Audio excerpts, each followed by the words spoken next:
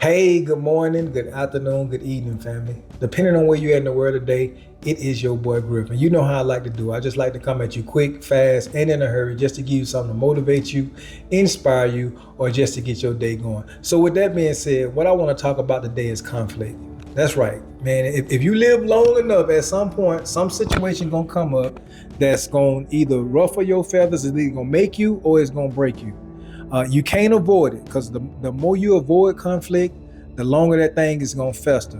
And I'm telling you, conflict is good. Conflict is how we meet or come to resolution sometime. But it's your approach that you take when you have to address the conflict. And that's what I want to talk about today. And the first thing I want to talk about when you're addressing a conflict, when you come into a situation, you and somebody having a talk and they say something or whatever, or they do something that upsets you, that frustrates you, before you respond, pause. Take a breath. Maybe count backwards, 5, 4, 3, 2, 1. I think it's a book out there on that.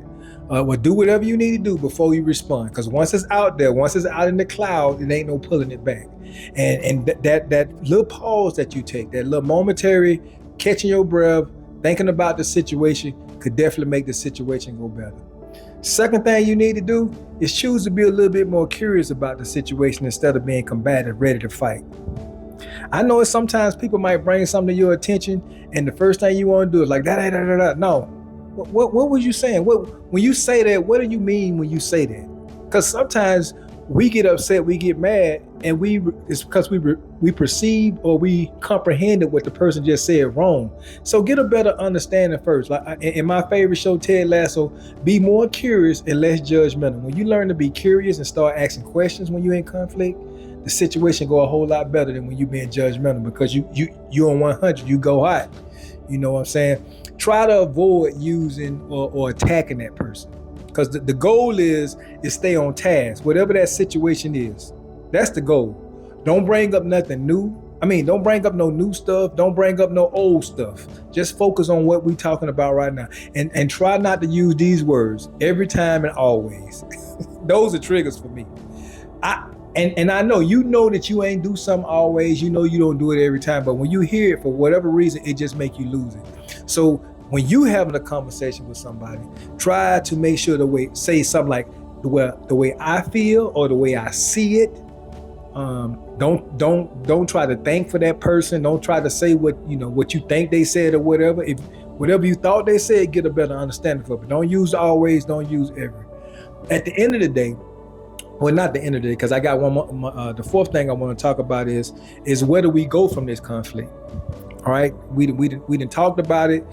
Some cooler heads at this point probably didn't prevail, but how do we want this relationship to be from this point on? We got to address that, because what we don't want to walk away from this conflict is okay, yeah, we talked about it, but we still pissed off at each other, whatever. So how do we move forward?